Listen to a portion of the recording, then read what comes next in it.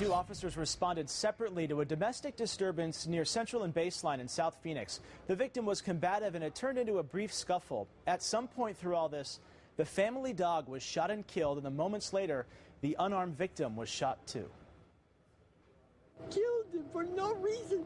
They just shot him. The emotional mother of 29-year-old Daniel Rodriguez. The two were having an argument yesterday when she called 911.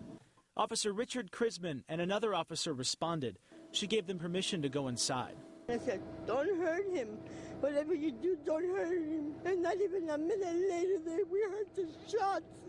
They went in there, I gave them permission to go in there, and they killed him. According to police, when the officers entered the home, the 29-year-old told them to leave, saying they needed a warrant. Officer Krisman then pulled out his gun, put it to the man's head, and said, "I don't need no warrant," followed by an expletive.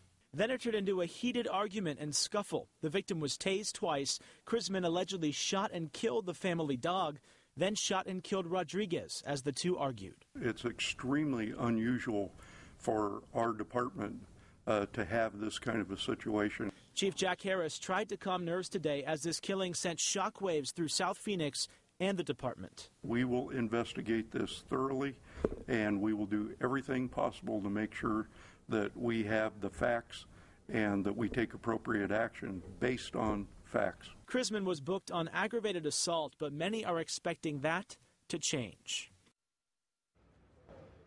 Yeah, they're thinking that the charges could definitely be upgraded. Officer Krisman has been on the force for 9 years. The chief says he's had a few disciplinary problems in the past, but nothing that would rise to this level. The other officer, who was there and watched this all happen, told investigators that as he watched this, it made yesterday, quote, the worst day of his life. I'm Andrew Hasman, Fox 10 News. Andrew, live tonight, Officer Frank Marino. He's a chairman of PLEA, the Police Officers Union. You heard all of this. What's your take on what happened?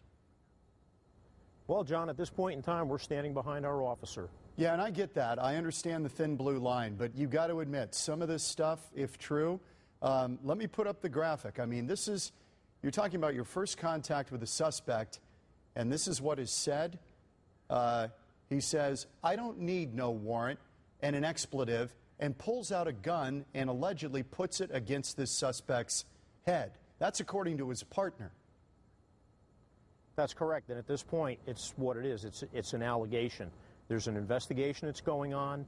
There's actually Frank, two investigations. I know all that. I get all that, but okay. Let's be honest here. A reasonable person would listen to that and say, that is outrageous. They would, but we do have what's called due process. We do have civil rights, and there's also the presumption that a person is innocent until proven guilty. Can you think of a scenario, Frank, where that would be warranted? And again, this is from his partner. This is from his own partner. Right, I understand. But there's two sides to every story. We're only at this point getting one side of the story. And until the investigation's complete, we just have to let justice run its course. Okay. Sergeant Virgilio, he is a 14-year veteran. He is the partner who was with him that day. He was out on the call. He called it the worst day of his life. And he said at no point did he feel threatened by this guy. The guy was unarmed, and he did not understand why this officer pulled out a gun. Okay, well, I don't know all the dynamics of the situation or the specifics of the situation, but these situations are very dynamic. And there was obviously, Officer Krisman had initial contact with him, and based on what he felt, his actions, he did what he felt was justified and necessary at the time. Yeah, we'll sort it out. So, let me throw something at you. I know you're aware we did a piece called Cops in Color earlier in the year where we explored some of the dynamics in the minority community with police. I want to play you this from ASU Professor Matthew Whitaker talking about excessive force. This was during our series, Cops in Color. I think we must admit that there are some with Napoleon complexes that view people in the community as wards and view them with suspicion and almost like enemy combatants.